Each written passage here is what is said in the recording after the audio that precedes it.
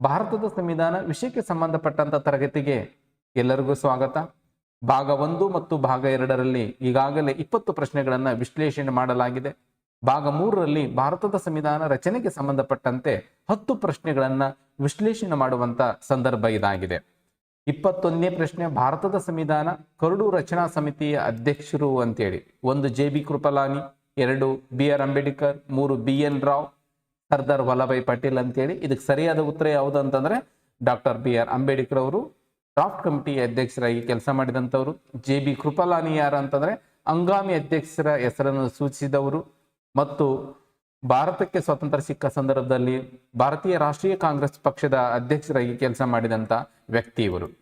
BN. Rao ಅಂತಂದ್ರೆ ಕಾನೂನು ಸಲಹೆಗಾರರಾಗಿ ಕೆಲಸ ಮಾಡಿದಂಥವ್ರು. ಸರ್ದಾರ್ ವಲ್ಲಭಾಯ್ ಪಟೇಲ್ ಯಾರಂತಂದ್ರೆ ಮೂಲಭೂತ ಹಕ್ಕುಗಳ ಸಮಿತಿಯ ಅಧ್ಯಕ್ಷರಾಗಿ ಕೆಲಸ ಮಾಡಿದಂಥವ್ರು.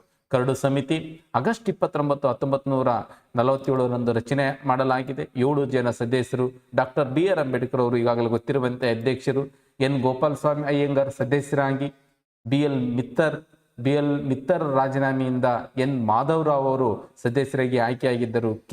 K M Munshi, Syed Mohammed Saadulla, ಹಲ್ಲಾಡಿ Krishnaswamy Iyer, D P ಕೈತನ್ ನಿಧನದ ನಂತರ ಟಿ ಕೃಷ್ಣಮಾಚಾರ್ಯ ಅವರು ಭಾರತದ ಸಂವಿಧಾನ ರಚನೆಗೆ ಸಂಬಂಧಪಟ್ಟಂತೆ ಡ್ರಾಫ್ಟ್ ಕಮಿಟಿ ಸದಸ್ಯರಾಗಿ ಕೆಲಸ ಮಾಡಿದಂಥವ್ರು. ಕರಡು ಸಮಿತಿಯ ಒಟ್ಟು ಸದಸ್ಯರ ಫೋಟೋವನ್ನು ಇಲ್ಲಿ ನೋಡಬಹುದು. ಭಾರತದ ಸಂವಿಧಾನ ಕರಡು ಸಮಿತಿಗೆ ಸಂಬಂಧಪಟ್ಟಂತೆ ಕರಡುವನ್ನು ಮಂಡನೆ ಮಾಡಿರುವಂಥ ವಿಚಾರವನ್ನು ನೋಡೋದಾದರೆ ಫಸ್ಟ್ ರೀಡಿಂಗ್ ನವೆಂಬರ್ 4, 1948ರಿಂದ ನವೆಂಬರ್ 9, 1948ವರೆಗೆ. ಸೆಕೆಂಡ್ ರೀಡಿಂಗ್ ಅಂತೇಳಿ ನವೆಂಬರ್ 15, 1948ರಿಂದ ಅಕ್ಟೋಬರ್ 17, 1949ವರೆಗೆ. ಈ ಸಂದರ್ಭದಲ್ಲಿ ಸೂಚಿಸಿದಂಥ ತಿದ್ದುಪಡಿಗಳು ಎಷ್ಟಂತಂದ್ರೆ 7653, ಮಾಡಿದಂಥ ತಿದ್ದುಪಡಿಗಳಷ್ಟು ಅಂತಂದ್ರೆ 2473 ತಿದ್ದುಪಡಿಗಳನ್ನು ಮಾಡಲಾಗಿದೆ. ಥರ್ಡ್ ರೀಡಿಂಗ್ ಅಂತೇಳಿ ಇದು final reading November 14, 1949 final reading ಅನ್ನು ಮಾಡಲಾಯಿತು. ಅದು ವಿಶೇಷವಾಗಿ ಡ್ರಾಫ್ಟ್ ಕಮಿಟಿಗೆ ಸಂಬಂಧಪಟ್ಟಂತೆ ಈ ಮಂಡನೆ ಮಾಡಿದವರು ಯಾರಂತಂದ್ರೆ ಡಾಕ್ಟರ್ ಬಿ.ಆರ್. ಅಂಬೇಡ್ಕರ್ ಅವರು. ಭಾರತದ ಸಂವಿಧಾನ ಅಂಗೀಕಾರ ಆಗಿದ್ದು ಯಾವಾಗಂದ್ರೆ ನವೆಂಬರ್ 26, 1949.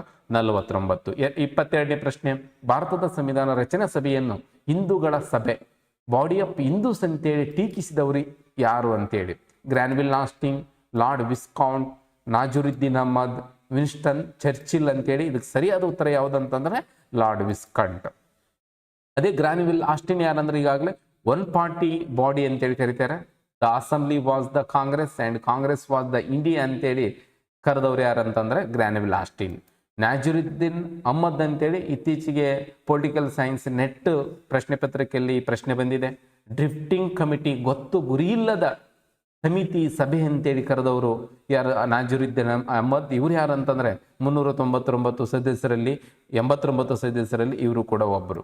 ವಿನ್ಸ್ಟನ್ ಚರ್ಚಿಲ್ ಹೇಳ್ತಾರೆ ಭಾರತದ ಸಂವಿಧಾನ ರಚನೆ ಸಭೆಯನ್ನ only one major community in India ಅಂತೇಳಿ ಇವರು ಹೇಳ್ತಾರೆ. 23ನೇ ಪ್ರಶ್ನೆ, ಭಾರತದ ಸಂವಿಧಾನವನ್ನ ವಕೀಲರ ಸ್ವರ್ಗ, ಲಾಯರ್ಸ್ ಪ್ಯಾರಡೈಸ್ ಅಂತೇಳಿ ಕರೆದವರು ಯಾರಂತೇಳಿ. Ivor Jennings, Granville Austin, K C. Wheare, A V. Dicey ಅಂತಿದೆ. ಇದಕ್ಕೆ ಸರಿಯಾದ ಉತ್ತರ ಏನಂತಂದ್ರೆ ಐವರ್ ಜೆನ್ನಿಂಗ್ಸ್. ಈಗಾಗಲೇ ನಾನು ಮುಂಚೆ ಚರ್ಚೆ ಮಾಡುವಾಗ ಹೇಳಿದ್ದೆ. ಐವರ್ ಜೆನ್ನಿಂಗ್ಸ್ ಯಾರಂತಂದ್ರೆ ಭಾರತದ ಸಂವಿಧಾನ ರಚನೆ ಮಾಡುವ ಸಂದರ್ಭದಲ್ಲಿ ಮೊದಲ ಬಾರಿಗೆ ಭಾರತ ದೇಶಕ್ಕೆ ಸಂವಿಧಾನ ರಚನೆ ಮಾಡಿ ಕೊಡ್ರಿ ಅಂತೇಳಿ ಇವರಿಗೆ ಮೊದಲ ಬೇಡಿಕೆಯನ್ನ ಇಟ್ಟಿರ್ತಾರೆ. ಆದರೆ ಇವರು ತಿರಸ್ಕಾರವನ್ನು ಮಾಡ್ತಾರೆ. ಗ್ರಾನ್ವಿಲ್ ಆಸ್ಟಿನ್ ಬಗ್ಗೆ ಕೂಡ ಗೊತ್ತಾಯಿತು.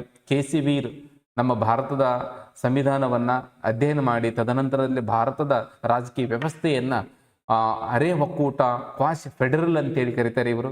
ಎ.ವಿ. ಡೈಸ್ ಯಾರಂದ್ರೆ ಕಾನೂನಿನ ಆಳ್ವಿಕೆ, ರೂಲ್ ಆಫ್ ಲಾ ಅನ್ನುವಂಥ ಪರಿಕಲ್ಪನೆಯನ್ನ ಜನಪ್ರಿಯಗೊಳಿಸಿದಂಥ ವ್ಯಕ್ತಿ. 24ನೇ ಪ್ರಶ್ನೆ, 1947ರ ಭಾರತದ ಸ್ವತಂತ್ರ ಕಾಯ್ದೆಯಿಂದಾದ ಬದಲಾವಣೆಗಳಂತೇಳಿ.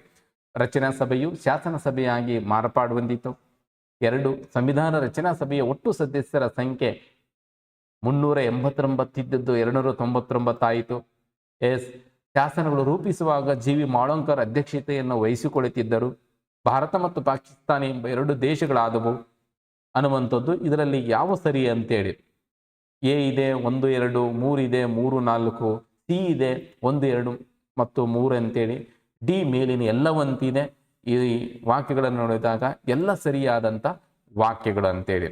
ಅಂದರೆ ಈ 1947 ಅದು ಜೂನ್ 3ರ ಸೂತ್ರ ಮೌಂಟ್ ಬ್ಯಾಟನ್ ಯೋಜನೆ ಅಂತೇಳಿ ಕರಿತೀವಿ. ಅದರ ತಕ್ಕಂತೆ ಬಂದಿರುವಂಥ ಈ ಕಾಯ್ದೆ ಆಗಿದೆ. ಈ ಕಾಯ್ದೆ ಆದ ಮೇಲೆ ರಚನಾ ಸಭೆಯು ಶಾಸನ ಸಭೆಯಾಗಿ ಕೆಲಸ ಮಾಡಿತು ಸುಮಾರು 5 ವರ್ಷಗಳ ಕಾಲ. 389 ಸದಸ್ಯರಿದ್ದದ್ದು 299 ಆಯಿತು. ಜಿ ವಿ ಮಾಳವಂಕರ್ ಅವರು ಶಾಸನ ರಚಿಸುವಾಗ ಭಾರತದ ಸಂವಿಧಾನ ರಚನಾ ಸಮಿತಿ ಏನಿತ್ತಲ್ಲ, ಶಾಸನ ರಚಿಸುವಾಗ ಜಿ ವಿ ಮಾಳವಂಕರ್ ಅಧ್ಯಕ್ಷತೆ ವಹಿಸಿಕೊಳ್ತಾ ಇದ್ರೆ, ಸಂವಿಧಾನವನ್ನ ರಚಿಸುವ ವಿಷಯಗಳಿದ್ದಾಗ ಡಾಕ್ಟರ್ ಬಾಬು ರಾಜೇಂದ್ರ ಪ್ರಸಾದ್ ಅವರು ಅಧ್ಯಕ್ಷತೆಯನ್ನು ವಹಿಸಿಕೊಳ್ತಿದ್ರು. ಭಾರತ ಮತ್ತು ಪಾಕಿಸ್ತಾನ ಎಂಬ 2 ದೇಶಗಳಾಗಿದ್ದು ಈ 1947ರ ಭಾರತದ ಸ್ವತಂತ್ರ ಕಾಯ್ದೆಯಿಂದ. ಹಾಗಾಗಿ ಈ ಮೇಲಿನ 4 ವಾಕ್ಯಗಳು ಸರಿಯಾಗಿವೆ ಅಂತೇಳಿ. 25ನೇ ಪ್ರಶ್ನೆ, ಸಂವಿಧಾನ ಸಭೆಯ ಕಾರ್ಯಚಟುವಟಿಕೆಗಳಿಗೆ ಸಂಬಂಧಿಸಿದ ಈ ಕೆಳಗಿನ ಯಾವ ಹೇಳಿಕೆ ತಪ್ಪಾಗಿದೆ ಅಂತೇಳಿ. ಸಂವಿಧಾನ ಅಂತಿಮ ಅಧಿವೇಶನವು ಜನವರಿ 24, 1950ರಂದು ನಡೆಯಿತು. ಎಸ್ ಸರಿ. ಸಂವಿಧಾನ ಸಭೆಯು ಮೇ 1949ರಲ್ಲಿ ಕಾಮನ್ವೆಲ್ತ್ ಭಾರತದ ಸದಸ್ಯತ್ವವನ್ನು ಅನುಮೋದಿಸಿತು. ಎಸ್. ಡಾಕ್ಟರ್ ರಾಜೇಂದ್ರ ಪ್ರಸಾದ್ ಅವರು ಜನವರಿ 26, 1950ರಂದು ಮೊದಲ ರಾಷ್ಟ್ರಪತಿಯಾಗಿ ಆಯ್ಕೆಯಾದರು.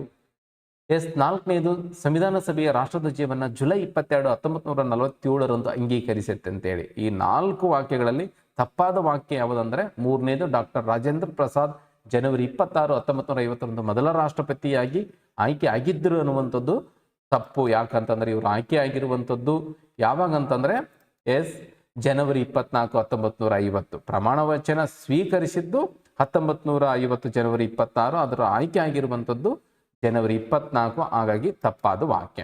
26ನೇ ಪ್ರಶ್ನೆ, ಸಂವಿಧಾನ ಸಭೆಯು ಎಷ್ಟು ವರ್ಷಗಳ ಕಾಲ ಶಾಸನ ಸಭೆಯಾಗಿ ಕಾರ್ಯನಿರ್ವಹಿಸಿತು ಅಂತೇಳಿ. ಸುಮಾರು 10 ವರ್ಷ, ಸುಮಾರು 2 ವರ್ಷ, ಸುಮಾರು 1 ವರ್ಷ, ಸುಮಾರು 5 ವರ್ಷ ಅಂತಿದೆ. ಸುಮಾರು 5 ವರ್ಷಗಳ ಕಾಲ ಭಾರತದ ಸಂವಿಧಾನ ರಚನೆ ಮಾಡೋದಕ್ಕೆ ಇದ್ದಂಥ ರಚನಾ ಸಮಿತಿಯು ಶಾಸನ ಮಾಡುವ ಶಾಸಕಾಂಗಾಗಿ ಪಾರ್ಲಿಮೆಂಟ್ ಆಗಿ ಕೆಲಸ ಮಾಡಿತ್ತು. 1947 ಆಗಸ್ಟ್ 15ರಿಂದ 1952 ಮಾರ್ಚ್ 31ರವರೆಗೂ ಶಾಸನ ಸಭೆಯಾಗಿ ಕೆಲಸವನ್ನು ಮಾಡಿತು. 27ನೇ ಪ್ರಶ್ನೆ, ಭಾರತದ ರಾಷ್ಟ್ರೀಯ ಧ್ವಜವನ್ನು ಅಂಗೀಕರಿಸಿದ್ದು ಅಂತೇಳಿ. 24ನೇ ಜನವರಿ 1950, 22ನೇ ಜುಲೈ 1947, 26ನೇ ನವೆಂಬರ್ 1949, 26ನೇ ಜನವರಿ 1950. ಇದಕ್ಕೆ ಸರಿಯಾದ ಉತ್ತರ ಏನಂತಂದ್ರೆ 22ನೇ ಜುಲೈ 1947ರಂದು ಭಾರತದ ರಾಷ್ಟ್ರೀಯ ಧ್ವಜವನ್ನು ಅಂಗೀಕಾರ ಮಾಡಿದ್ದು ಅದು ಭಾರತದ ಸಂವಿಧಾನದ ರಚನಾ ಸಭೆ. ಅದೇ ಜನವರಿ 24 ಏನಂತಂದ್ರೆ ಜನವರಿ 24, 1950 ಭಾರತದ ರಾಷ್ಟ್ರಪತಿಯನ್ನ ಆಯ್ಕೆ ಮಾಡಿದ್ದು, ರಾಷ್ಟ್ರಗೀತೆಯನ್ನು ಅಂಗೀಕರಿಸಿದ್ದು, ರಾಷ್ಟ್ರೀಯ ಹಾಡನ್ನು ಅಂಗೀಕರಿಸಿದ್ದು ಇದೇ ದಿನ. ನವೆಂಬರ್ 26, 1949 ಭಾರತದ ಸಂವಿಧಾನ ಅಂಗೀಕರಿಸಿದ್ದು, ಭಾರತದ ಸಂವಿಧಾನ ಜಾರಿಗೆ ಬಂದದ್ದು ಜನವರಿ 26, 1950. 28ನೇ ಪ್ರಶ್ನೆ, ಸಂವಿಧಾನ ರಚಿಸಲು ತೆಗೆದುಕೊಂಡಂತ ಅವಧಿ ಬಹಳ ಪರೀಕ್ಷೆಗಳಲ್ಲಿ ಬಂದಿದೆ. ಎಸ್. 114 ದಿನ, 165 ದಿನ, 2 ವರ್ಷ 11 ತಿಂಗಳು 18 ದಿನಗಳು, 2 ವರ್ಷ 11 ತಿಂಗಳ 17 ದಿನಗಳು. ಇದಕ್ಕೆ ಸರಿಯಾದ ಉತ್ತರ ಏನಂದ್ರೆ 2 ವರ್ಷ 11 ತಿಂಗಳ 18 ದಿನಗಳು ಅಂತೇಳಿ.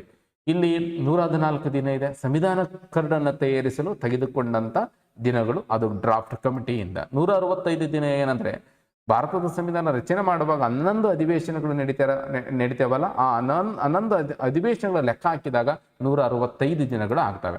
29ನೇ ಪ್ರಶ್ನೆ, ಭಾರತದ ಸಂವಿಧಾನ ರಚಿಸಲು ಖರ್ಚಾದ ಮೊತ್ತ ಅಂತಿದೆ. 64,64,64,006,04 ಅಂತಿದೆ. ಇದಕ್ಕೆ ಸರಿಯಾದ ಉತ್ತರ ಏನಂತಾರೆ 64 ಲಕ್ಷ ಖರ್ಚು ಮಾಡಿ ಅದ್ಭುತವಾದಂಥ ಸಂವಿಧಾನವನ್ನ ರಚನೆ ಮಾಡಿಕೊಂಡಿದ್ದಾರೆ. 30ನೇ ಪ್ರಶ್ನೆ, ಭಾರತದ ಸಂವಿಧಾನವನ್ನು ಅಂಗೀಕರಿಸುವಾಗ ಸಂವಿಧಾನ ಸಭೆಯ ಎಷ್ಟು ಸದಸ್ಯರು ಅಂತಿಮವಾಗಿ ಸಹಿ ಹಾಕಿದ್ದರು ಅಂತೇಳಿ. 389, 211, 299, 284 ಅಂತಿದೆ. ಇದಕ್ಕೆ ಸರಿಯಾದ ಉತ್ತರ ಏನಂದ್ರೆ 224 ಜನ ಸಹಿಯನ್ನು ಹಾಕ್ತಾರೆ.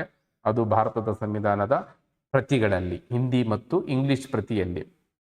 389 ಏನಂತಂದ್ರೆ ಸ್ವತಂತ್ರ ಪೂರ್ವ ಭಾರತದ ಸಂವಿಧಾನ ರಚನಾ ಸಭೆಯ ಒಟ್ಟು ಸದಸ್ಯರ ಸಂಖ್ಯೆ 389. 211 ಏನಂತಂದ್ರೆ ಭಾರತದ ರಚನಾ ಸಭೆಯು ಮೊದಲ ದಿನ ಅಂದ್ರೆ 1946 ಡಿಸೆಂಬರ್ 9ರಂದು ಹಾಜರಿದ್ದಂಥ ಸಂಖ್ಯೆ 211. 299 ಏನಂತಂದ್ರೆ ಸ್ವತಂತ್ರ ಭಾರತದ ಸಂವಿಧಾನ ರಚನಾ ಸಭೆಯ ಒಟ್ಟು ಸದಸ್ಯರ ಸಂಖ್ಯೆ ಇದ್ದದ್ದು 299.